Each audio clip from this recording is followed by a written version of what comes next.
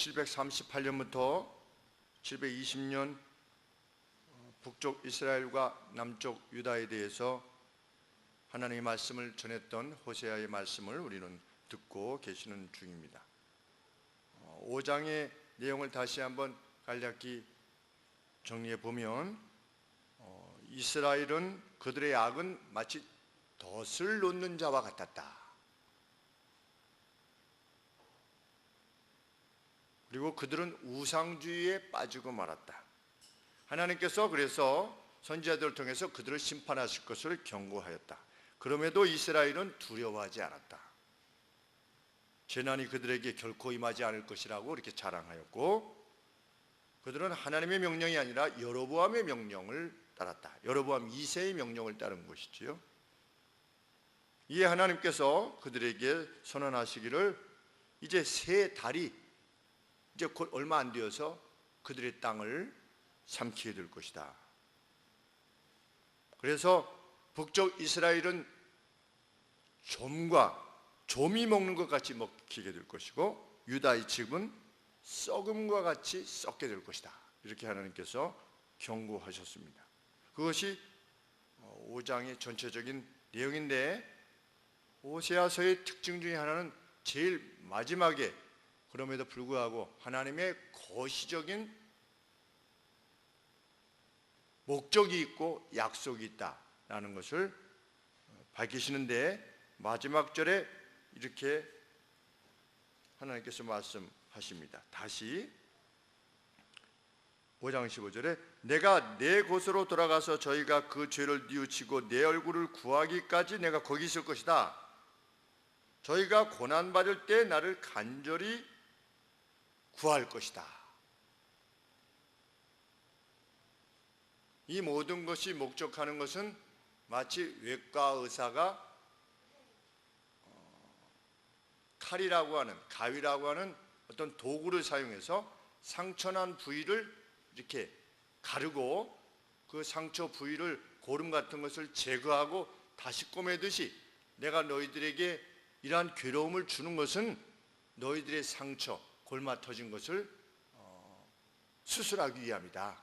그래서 결국은 너희들의 죄로 말미암는 그 고통 가운데 있을 때 나를 찾게 될 것인데, 그때 내가 너희들에게 돌아갈 것이다. 이렇게 하나님께서 그 고통의 이유를 말씀하시는 거지요. 내가 너희들에게 이 죄에 대해서 묻는 것은 너희를 돌이키기 위함이다. 나는 너희들에 대한 계획을 갖고 있다.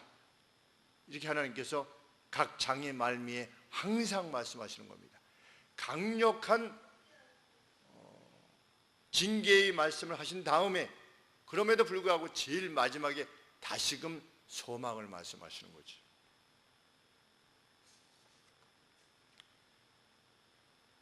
그래서 6장 1절에 이렇게 말할 수 있는 것입니다. 오라, 우리가 여호와께로 돌아가자. 이런 여호와께로 돌아가자.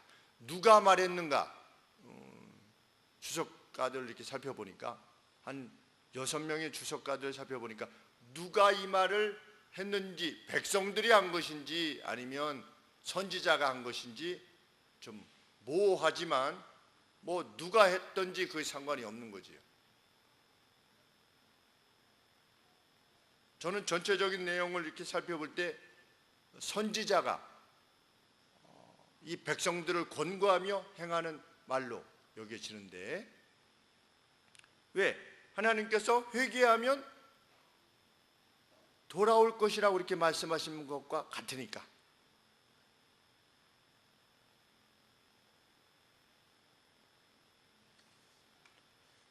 그래서 권하는 거지요. 오라, 우리가 여호와께로 돌아가자. 우리가 여호와께서 우리를 찢으셨으나 도로 낫게 하실 것이요, 우리를 치셨으나 싸매어 주실 것이기 때문이다. 우리가 어떻게 하면? 여호와께로 돌아가면.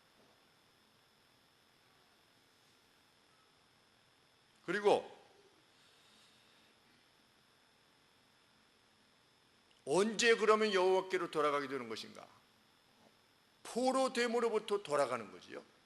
포로된 상태라 할지라도 여호와께로 돌아가면 우리 여호와는 어떻게 하실 수 있으시다? 우리의 상처를 싸매실 수 있으신 분이시다. 하나님께서 징계하신 분이시기 때문에 그 징계를 거두시는 분도 하나님이시라는 거지요.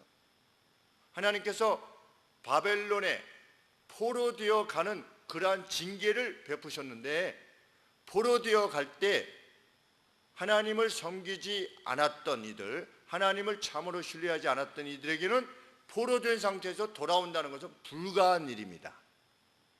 그렇지 않겠습니까? 나라가 다 멸망해가지고, 고구려가 다 멸망해가지고 다 잡혀갔어요.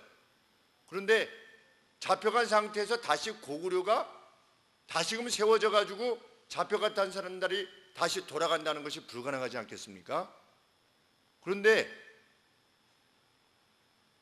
선지자를 통해서 주신 하나님의 말씀은, 내가 너희의 죄로 인해서 포로되어 잡혀가게 한다 할지라도 너희들이 만약에 그곳에서라도 돌이키기만 하면 내가 어떻게 할 수 있다?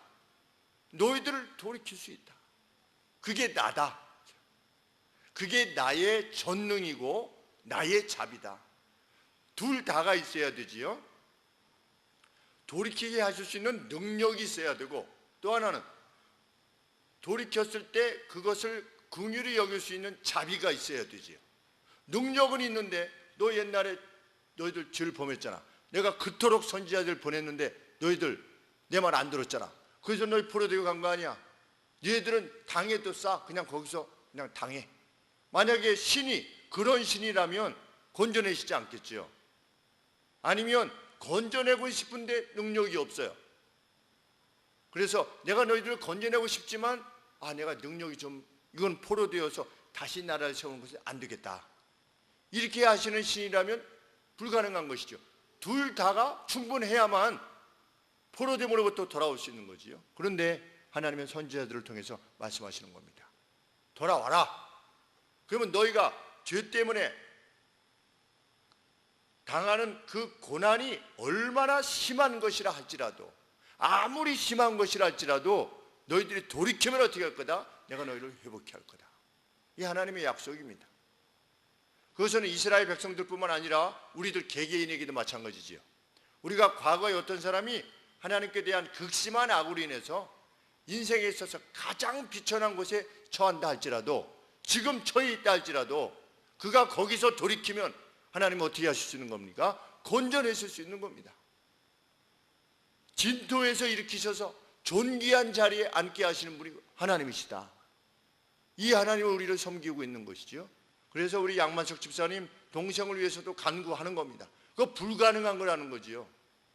하나님이 거기 두게 하셔서 하나님을 만나시게 할지, 아니면 그 재판 과정에서 그가 전심으로 돌아서서 하나님을 만나서 하나님께 간구해서 그가 기적적인 귀환이 될지 우리는 알 수 없지만 하나님 앞에 구하는 것입니다. 하나님, 그 마음을 주시옵소서. 그에게 기도하고자 하는 마음을 주시옵소서. 형과 누나가 그토록 호소하는 주님을 만나게 주옵소서. 우리가 그렇게 기도하는 것입니다. 하나님이 원하시면 이루지 못할 것이 없으시니까 우리는 그 무엇도 믿는 거지요. 하나님이 주여 원하시면 이랬지요.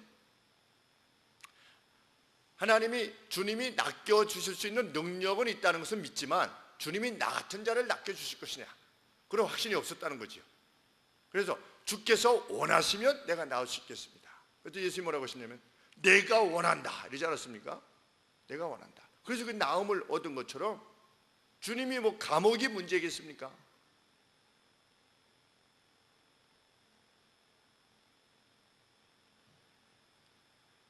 그 일은 어려운 일이 아니래요. 2절 말씀에 보면 이틀 후에 우리를 살리시며, 성경에서 말하는 이틀 또는 3일은 아주 짧은 시간이라는 겁니다. 제3일에 우리를 일으키실 것이다. 그러면 우리가 그분 앞에서 살게 될 것이다. 그러니 돌아가자. 우리 하나님 앞에로 돌아가자. 우리에게는 더 이상 이제는 늦었어 라고 할 때가 없다는 거죠. 우리 인간에게는 이제는 안 돼, 너무 늦었어 라고 하는 때가 없다는 겁니다. 하나님의 사람에게는.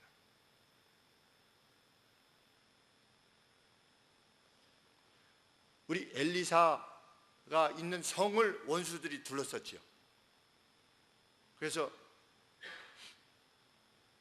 그 종이 사환이 딱 나가서 제일 먼저 한 게 뭐라고 말했냐면 압불사 이렇게 말했습니다. 압불사. 성경에는 그렇게 표현, 그거는 우리 한글 성경에 뺐어요. 알라스. 아이고 이렇게 압불사. 우리가 무엇을 할 수 있겠습니까? 이랬어요. 그러니까 무슨 뜻이냐면 이제는 끝장이다라는 거죠. 그때 선지자가 기도하는 거죠. 보여주옵소서. 실상을 보여주옵소서. 우리는 그 실상을 믿는 겁니다. 마귀의 졸개들도 이 창가에 이렇게 예배 드리는 걸 보고 있대요. 그렇죠? 마귀의 졸개들도 창가에서 어떻게 하나, 누구의 마음을 훔쳐가야 되나. 마귀의 졸개들만 있는 게 아니라 천사들이 있는 거죠. 천사들이 우리 예배 드릴 때, 천사들이 우리 가운데, 우리 눈으로 보이지 않지만 주께서도 우리를 지켜보시고, 우리는 그것을 믿는 거지요.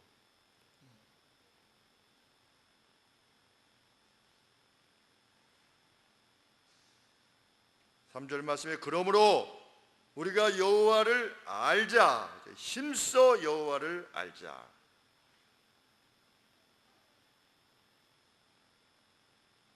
여호와를 알기를 계속하자 그랬습니다. 계속하자. 프레스 온, 계속해서 이렇게 하자. 여호와를 알자. 여호와를 체득하자는 거죠. 체득하자. 체험해서 알자는 겁니다. 우리 어머니 제가 잘 알아요. 이 아는 겁니다. 어머니가 뭐 몇 월 며칠에 태어나시고 뭐 이런 걸 안다는 뜻이 아니지 않습니까? 우리 어머니가 자녀들에 대해서 어떤 분이신가에 대해서 안다는 거지요. 그것처럼 우리가 하나님을 알자. 힘써 하나님이 어떤 분이신가를 알자. 분발하자. 그러면 어떻게 해야 될 것이다? 3절 말씀에 그의 나오심이, 그분이 나타나실 거라는 거지요. 그분이 여명과 같이 반드시 나오실 것이다. 아침에 이 여명처럼 우리 와 이런 하나님이시구나 이렇게 알게 되는 거지요. 주님께로 돌아가고 주님을 신뢰하고 주님이 원하시는 방법을 신뢰하고 그대로 행할 때 마치 아침이 여명이 환하게 점점점 밝아지는 것처럼 아 하나님이 이런 분이시구나 하는 것을 점점 알게 될 거라는 것입니다. 그래서 시편 말씀에도 너희는 여호와의 선하심을 맛보아 알지어다 이렇게 언급하죠. 하나님 말씀대로 행하면 하나님이 얼마나 선하신 분인가를 맛보아 알 것이다. 마치 정말 음식 맛을 보듯이 아 이거구나 라고 하는 것을 알게 될 거라는 거죠. 이미 경험한 사람은 그것을 물을 수가 없습니다. 죽기까지 하는 거죠. 그분이 여명같이 나올 것이고 또 어떻게 하실 것이다?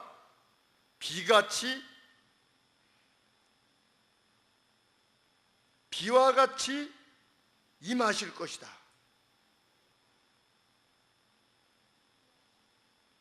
우리 봄비가 오면 땅이 활력을 얻게 됩니다. 땅이 아름답게 되고 우리 아프리카 건기 지나고 나서 우기 때 보면 막 물이 막 쏟아지는데 그 다 죽었던 것 같은데 막 솟는 그것 같이 그렇게 주님이 오실 것이다.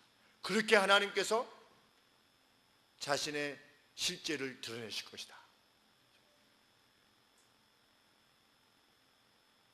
땅을 적시는 늦은 비와 같이 이 앞에 비와 뒤에 비가 다른가 봅니다.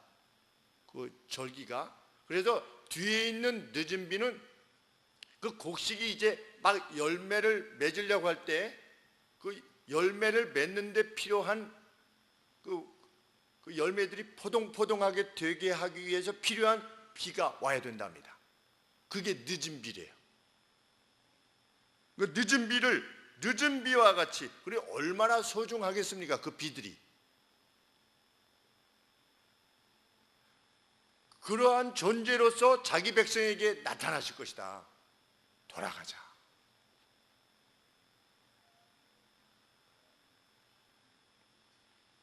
그런데 북이스라엘과 유다는 회개하지 않았다는 겁니다.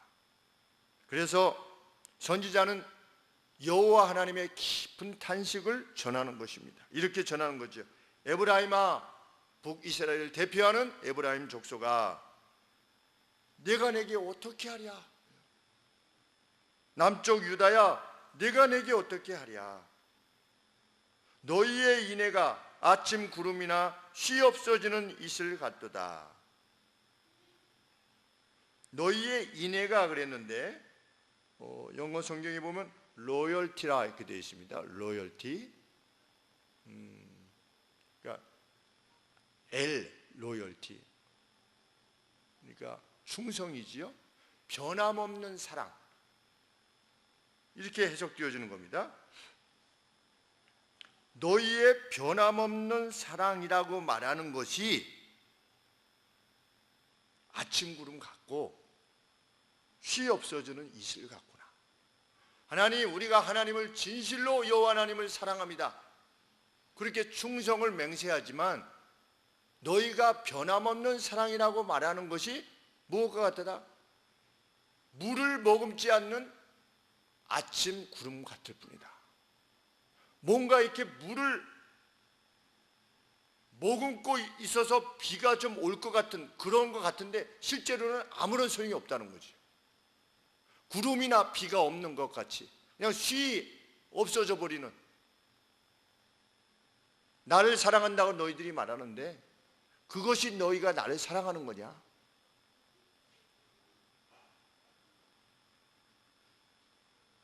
좀 있어 보이다가 곧 없어지는 이슬과 같구나. 너희가 나를 사랑한다고? 내가 너희들에게 어떻게 할 수 있겠느냐? 너희가 나를 사랑하지 않고 내게로 돌아오지 않는데 내가 너희에게 무엇을 행할 수 있겠느냐? 에브라임아, 유다야, 하나님의 탄식이지요. 하나님 우리에게 회복을 주시고 기쁨을 주시고 복됨을 주시려고 하는데 이스라엘이 결코 받을 수 없다는 거지. 너희들이 나를 사랑한다는 게 고작 거기냐? 고작 제사 지내고 고작 번제 지내는 거냐? 근데 이스라엘 백성들은 어떻게 생각한 것입니까? 하나님은 제사를 기뻐하시는 분이야.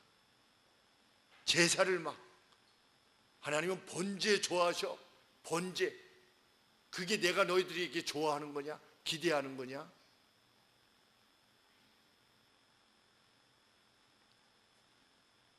하나님은 그게 아니다라고 말씀하셨다는 거지요. 5절 말씀에 내가 선지자들의 말로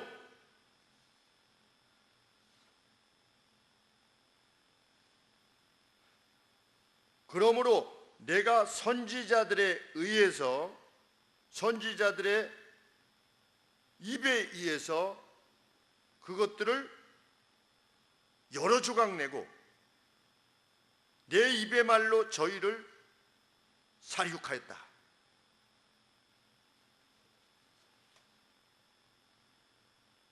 달리 말하면 하나님의 말씀은 선지자를 통하여 주시는 하나님의 말씀은 그것이 인에 집행되는 거지요. 그래서 먼저 어떻게 하신 겁니까? 선지자의 입으로 그들을 산산조각 냈다는 겁니다. 그만큼 강력하게 경고하셨다는 거지요. 내 입의 말로 너희를 살육하였다. 그러면 너희가 어떻게 해야 된다는 겁니까? 돌아서야 된다는 거지요. 왜? 하나님의 말씀은 말씀대로 집행될 거니까. 나의 심판은, 나의 쫓지는 바라는 빛과 같으니라. 분명히 집행된다는 거지요. 하나님께서 그렇게 하셨는데도 불구하고 이스라엘 백성들이 돌아서지 않았다는 겁니다.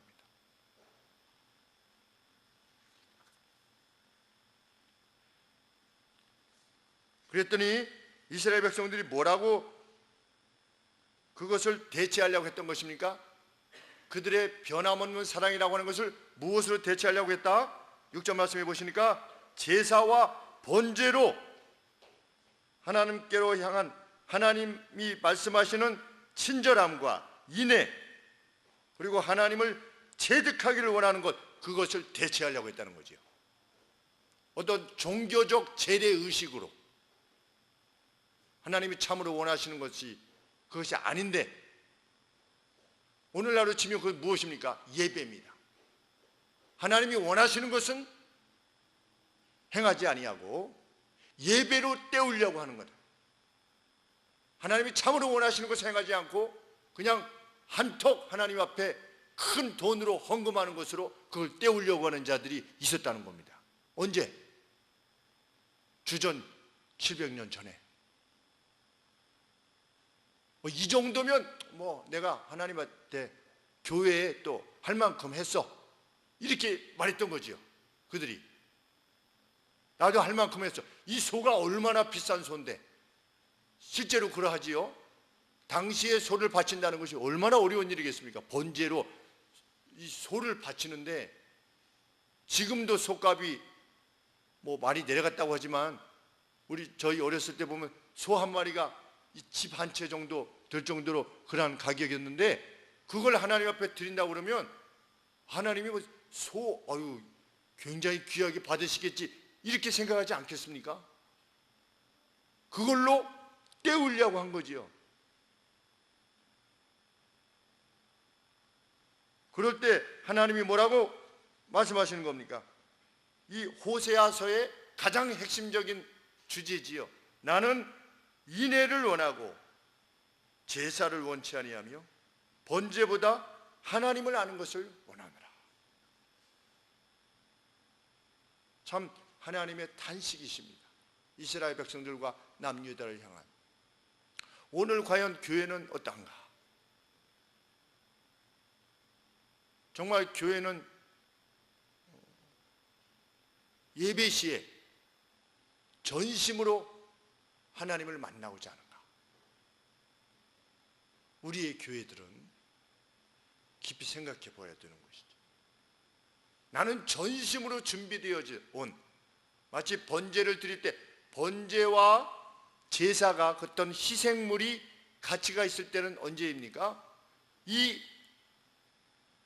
소가 전체로 하나님 앞에 드려지는 것처럼 저희 생애 전부가 하나님 앞에 드려지기를 원합니다 라고 하는 심정으로 번제를 드릴 때 하나님께서 그 번제를 기뻐하시는 거지요. 그것이 번제의 정수고 희생의 정수인데, 하나님은 언제 기뻐하시느냐? 내가 예배를 드릴 때 이 예배가 하나님께서 들려주시는 말씀을 통하여 내 생애를 지배하기를 원하고, 저는 하나님이 강단을 통해서 주시는 말씀을 통하여 저희 앞에 생애를 살겠습니다, 저를 말씀에 복종키를 원합니다 라고 할 때 이것은 뭐가 되는 것이죠? 번제가 되는 거죠. 참된 번제. 그리고 하나님은 무엇을 원하신다? 나는 인애를 원한다. kindness. 나는 친절함을 원한다. 무엇보다 친절함을 원한다? 나는 제사보다, 너희들이 나한테 제사하는 것보다 너희의 일상의 삶에 있어서 친절한 사람이 되는 것을 더 원한다는 겁니다. kindness. 인애를 원한다. 그래서 저는 복음이 그렇게 좋습니다. 우리 낮에 수요 정죄기반 하면서 우리가 어떻게 예수님을 알게 됐는가, 그래서 우리 은자매님하고 같이 나누고 우경 사모님하고 같이 나눌 때 저도 그 말을 하고 싶었던 거지. 어떻게 하나님을 알게 되었는가? 저는 글쎄요, 하나님이 언제 제 마음에 구주로 영접이 되었는가 저도 모르죠. 정확한 날짜나 어떤 시간은 저도 모릅니다. 그러나 분명한 것은 하나님의 말씀을 읽을 때, 그리고 하나님의 말씀을 들을 때 그게 제 마음의 기쁨이 되는 거예요. 원수를 사랑해라. 세상에 그런 말이 없어요. 원수를 사랑하고 원수를 위해서 복을 빌어라. 너로 하여금 억지로 오리를 가고자 하면 심리를 가주는 사람이 돼. 이런 인내의 말씀을 다른 데서는 들어볼 수가 없는 거지. 그래서 저희 어렸을 때 집에 세계 철학가들의 대사상 전집이 이렇게, 여러분들도 다 어렸을 때 사셨겠지만 뭐 40몇 권인가 되는 게 있었어요. 그래서 데카르트는 뭐라고 말했는가, 플라톤은 뭐라고 말했는가 이제 읽어보려고 이렇게 펴들면 저희 아버지께서 뭐라고 말씀하시냐면, 그거 읽어도 다 소용없어. 성경만 읽으면 여기 안에 다 있어. 이런 말씀을 하셨어요. 그래서 그래도 성경은 또 성경이지만 일반 사람들이 좀 뭔가 철학적으로 이렇게 말했는가, 이 교훈을 좀 얻어야 되지 않겠나, 그렇게 생각을 했었는데, 나중에 이 철학가들의 책을 살펴보면 말씀에 비춰볼 때 너무 무가치한 거예요. 그 정도 생각은 저도 하겠어요. 소크라테스의 변명에서 제가 기억나는 말은, 맞기는 맞는 말이지만 모든 부모가 바를 수 없다. 만일 모든 부모가 바랐다면 세상이 이렇게 되지 않았을 거다. 이게 특별히 기억이 나요. 악법도 법이다 보다도 그냥 뭐 그건 그런가 보다 그러는데, 모든 부모가 옳을 수 없다. 부모의 판단이 옳을 수 없다는 거지요. 모든 부모의 판단이 옳았다면 세상이 지금 이렇게 안 됐을 거다. 그건 맞는 말이지요. 맞는 말이긴 한데 그 이상은 없어요. 왜 복음을 받아들일 수밖에 없게 되었는가 하는 여러 가지 요소 중에 하나님 스스로 말씀하셨지요. 내가 너희들에게 언급한 이 말씀만큼 의로운 계명이 있느냐, 의로운 율법이 있느냐, 그러한 나라가 있느냐, 하나님이 스스로 말씀하셨는데 정말 그러합니다. 나는 인애를 원한다. 누가 하나님께 제사를 드리고 번제를 드리는 사람인가, 그토록 값진 것을 드리는 인가, 인애의 사람, 친절함, 따스함의 사람, 다른 사람들한테 그것을 표현하는 사람, 음식점에 가거나 허드렛 일을 하는 사람과 마주할 때조차도 내가 무엇을 지불하고 마땅히 받아야 되는 그 어떤 서비스에 대해서조차도 인자함으로, 따스함으로 그들을 대할 수 있는 그 삶이 곧 하나님께서 기뻐하시는 거룩한 산제사다. 너희는 이 세대를 본받지 말고, 이 세대는 어떤 것일 수 있습니까? 당대 세대 중에 하나는 무슨 아폴로 신전에게 큰 걸물 갖다 바치는 게 그것이 신을 위한 것이라고 생각하지 않았겠습니까? 어떤 신의 섬김에 있어서도 무엇인가를 왕창 갖다 내는, 그러나 너희는 이 세대를 본받지 말고 하나님께서 기뻐하시는 온전한 삶, 그게 뭐냐? 너희 이렇게 살아라 했을 때 로마서 12장에 언급되어지는 그 삶의 내용은 한마디로 압축하면 인애입니다. 인애, 사랑, 친절. 그러면 모든 법을 다 이룬 겁니다. 우리가 친절할 수 있으면 모든 법을 다 이룰 수 있는 겁니다.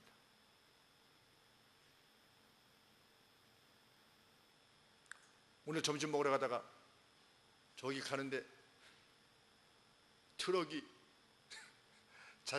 자동차 공업사로 이렇게 올라가야 되는데 시동이 안 걸리는데 언덕을 밀어가지고 이렇게 올라가야 되니까, 올라간 다음에 둔덕으로 올라간 다음에 다시 리프트기로 이렇게 다시 올라가야 되니까 꽤 어려운 거죠. 그래서 가다 보니까 4명이 이렇게 뒤에서 미는데, 밀고 올라가다가 힘이 달리니까 막 뒤로 이렇게 후진하는데 정말 좀 위험해 보이더라고요. 가다가 목사님하고 저하고 바로 그거는 오늘 반찬거리죠, 그렇죠? 하루 지났는데 이렇게 좀 인애를 행한 게 없다. 그러면 하루 지나고 나서 뭔가 이렇게 좀 물을 안 마신 것처럼 밥 먹고 나서 물을 안 마신 것처럼 막 껄끄러운 거죠. 오늘 하루의 삶, 내가 오늘 뭐 했나 이렇게. 그런데 딱 그런 거 만나면 그냥 바로 옳거니 해가지고 그냥, 그래서 가다 말고 차에서 내려가지고 딱 내리니까 저희 좀 도와주세요 그래가지고 6명이서 간신히 이제 올려놨습니다. 하나님은 그것을 제사로 여기신대요. 내가 기뻐하는 것은 제사가 아니라 나는 인애다, 인애. 제사를 드릴 때 하나님 인애의 사람으로, 하나님의 말씀 그대로 인애의 사람으로 살기를 원하는데 제가 이러이러한 죄를 졌습니다. 하나님 그렇게 못 살았습니다. 하나님 그렇지 못한 저희 죄를 용서해 주시옵소서 드리는 제사, 그 제사를 기쁨으로 받으신다. 하나님 앞으로 그렇게 인애로 살기를 원합니다. 저희 전부를 바치기를 원합니다. 번제. 이럴 때 하나님 기뻐하신다는 거죠.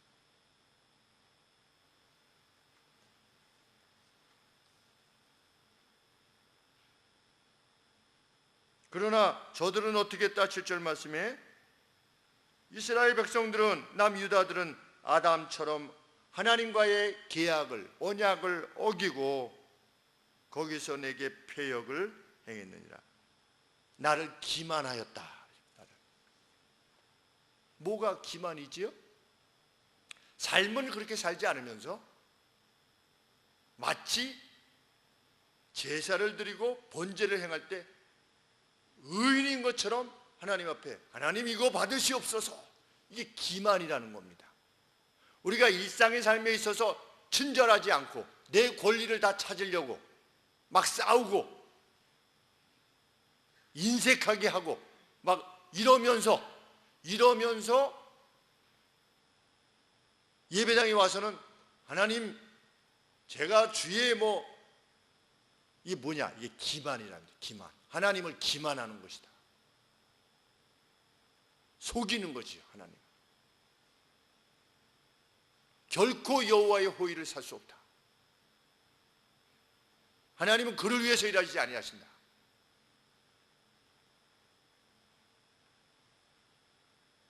그래서 5장 6절 말씀에 뭐라고 하셨습니까? 저희가 양떼와 소떼를 끌고 여호와를 찾으러 갈지라도 만나지 못할 것이다. 떼로 그냥 끌고 가서 해도 여호와를 만나지 못할 것이다. 이런 차원에서 보면 우리에게 얼마나 소망이 되는 말씀인지 알 수 없습니다. 우리가 무슨 양떼 소떼를 막 이끌고 가서 하나님 앞에 드릴 수 있는 존재들이 아니지 않습니까? 그런데도 불구하고 주님은, 우리 하나님께서는 인애, 너희들의 삶이 인애로 가득 차 있다면 내가 너를 기쁘게 받을 것이다. 그러니 뭐 가난한 자건 부자이건 관계없이 우리에게 소망이 있는 거죠. 기회가 있고.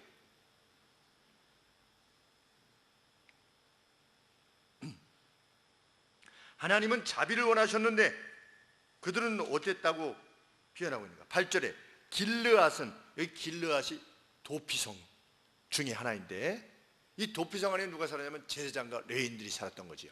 거기에 속해 있던 성입니다. 성 자체가. 그런데 길르앗이 뭐가 되었다? 행악자의 도시가 되었다. 악한 자들의 도시가 되었다. 뭐가 편만하도다? 핏발 자취가,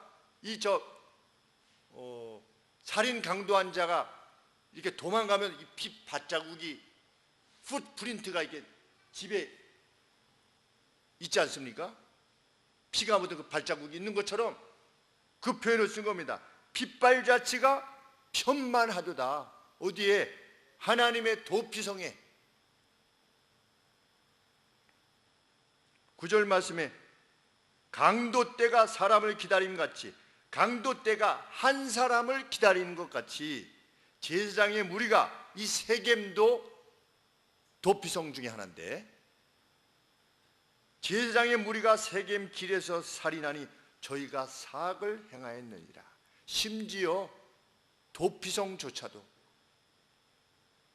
제사장과 레위인들의 성, 그들에게 속한 성조차도 어떻게 됐다? 폭력이 가득하고 사추가 가득하고 빼앗음이 가득했다는 거지요. 오늘날로 치면 교회의 소위 말하는 당회, 교회의 목사, 장로 이런 자들이 자기의 어떤 그 교회 내에서의 권세를 누리기 위해서, 자기의 지휘권을 빼앗기지 않기 위해서, 그것을 보장받기 위해서 그 악한 자들이 되어서 교회를 헐고 성도들에게 상처를 주는, 이것이 아닐 수 없습니다. 그래서 교회들이 많이 나눠지고 있지 않습니까?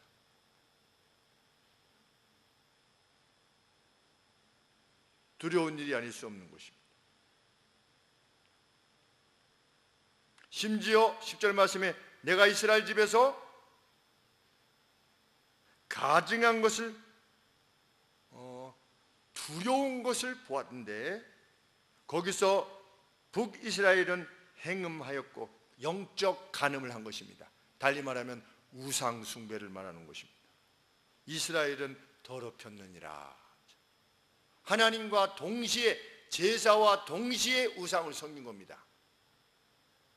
성소 안에 하나님께 제사도 드리고 성소 안에서 바알에게도 제사를 드리고 이런 행음자들이 있었다. 심지어 오늘 교회 이번에 WEB가 무슨 세계 무슨 복음주의 무슨 연합회인가 서울에서 열린다고 신문에 대문짝만하게 나왔습니다. 아마 WCC의 상위 단체인지 제가 깊이 안 읽어봤으면 모르겠지만 하나님도 섬기고 세상도 섬기고,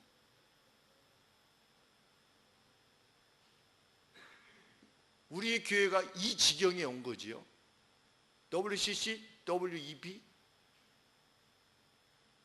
그 지경에 온 것입니다. 그래서 우리 기독교 교단들이 이것은 하나님 앞에 합당치 아니하다고 전면 광고를 냈죠. 이러이러해서 합당치 아니하다. 다른 신앙을 통해서도 구원받을 수 있다라고 가르치는 자들과 우리가 하나일 수 없다. 그런데 여기 이렇게 있지 않습니까? 10절에 내가 이스라엘 집에서 가증한 일을 보았나니 거기서 에브라임이 영적 간음을 행했다는 거지요. 이스라엘은 더럽혀졌다.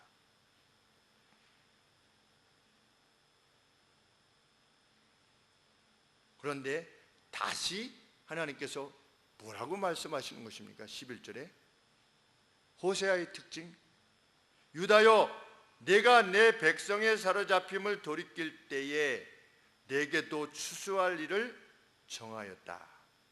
내가 나의 백성의 사로잡힘을 회복시킬 때에 너를 위하여 지명한 추수 때가 있다. 추수가 있다. 이렇게 표현을 썼습니다.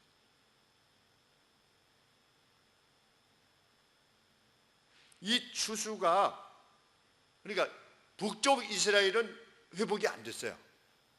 그런데 하나님께서 남쪽 유다 백성들이 어떻게 될 것을 예언하셨는가?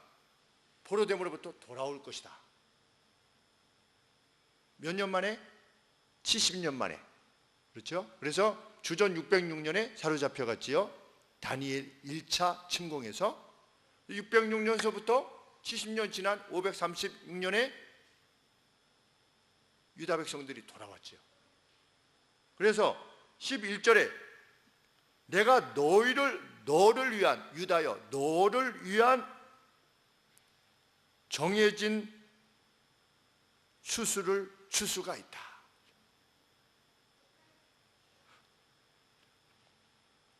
그럼에도 불구하고 하나님께서 정해 두신 때가 있다는 거지. 그 추수가 70년 만에 돌아오는 것을 말하는 것인가?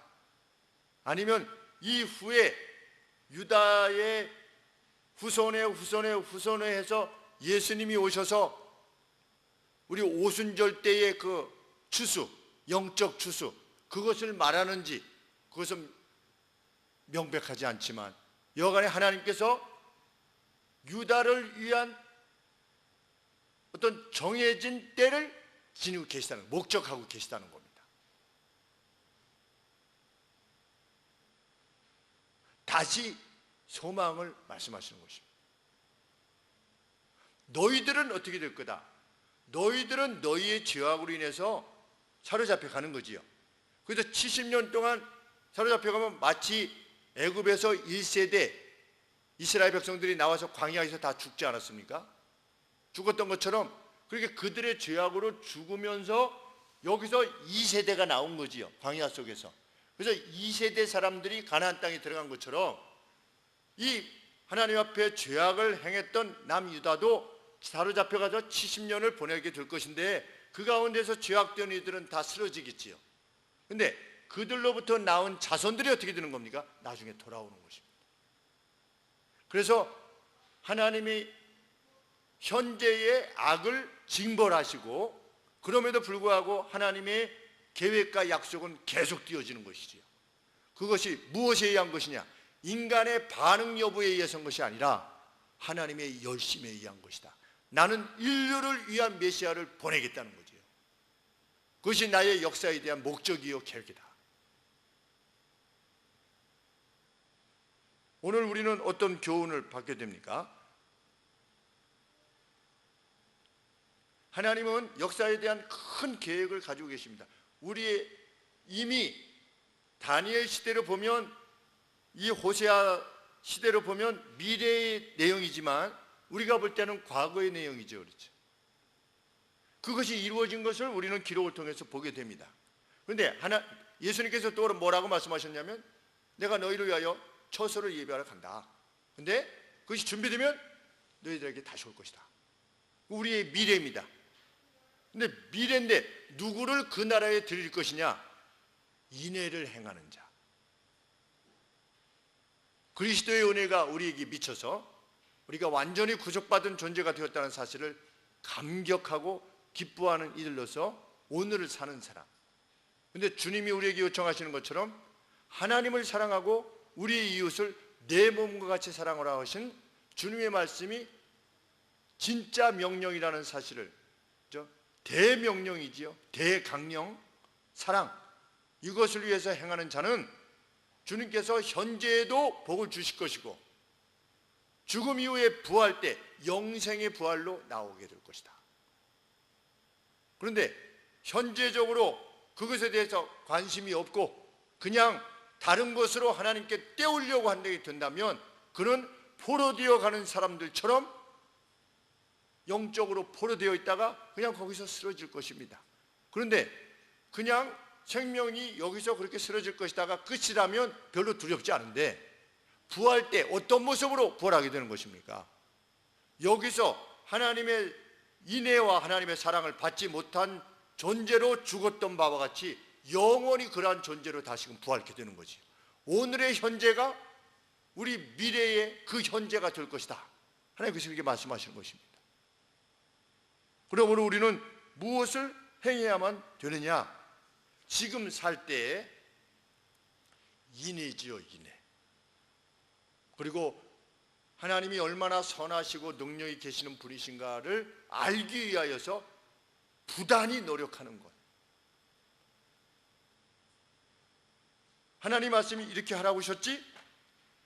그것을 해봄으로 이것을 말씀하셨던 하나님이 이렇게 살아계시구나 라고 하는 그런 그 알을 위해서 계속해서 프레스온 하는, 계속해서 그것을 집행해 나가는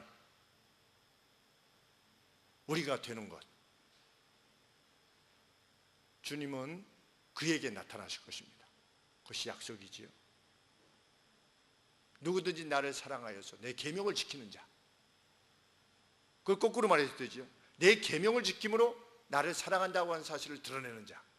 그 계명은 사랑이지요. 나는 그에게 나를 나타내 보일 것이다. 그 여호와를 알게 되는 거지. 우리는 날마다의 삶 속에서 내 삶의 내용이 정말 인애인가, 그 누구에 대한 인애인가를 매분 매초까지 우리가 그것에 힘쓰는 사람이 된다면 주께서 약속하신 모든 영예를 우리들 누리게 될 것입니다. 그리고 하늘나라에서 영원히 빛나는 이들이 될 것입니다. 기도하겠습니다. 아버지, 하나님께서는 제사를 원하시는 것이 아니라 인애를 원하신다는 사실, 번제보다 하나님을 알기를 간절히 원하는 것, 그것을 원하신다는 사실을 우리 가슴에 기억하게 하시고, 그것이야말로 살아있는 제사라는 사실에 우리의 마음에 귀를 기울이게 하여 주시옵소서.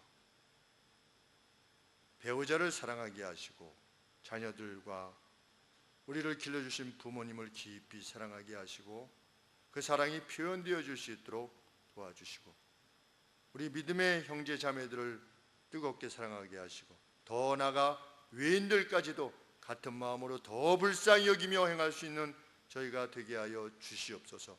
우리에게 힘을 주시고 깨우침을 주옵소서. 예수님의 이름으로 기도합니다.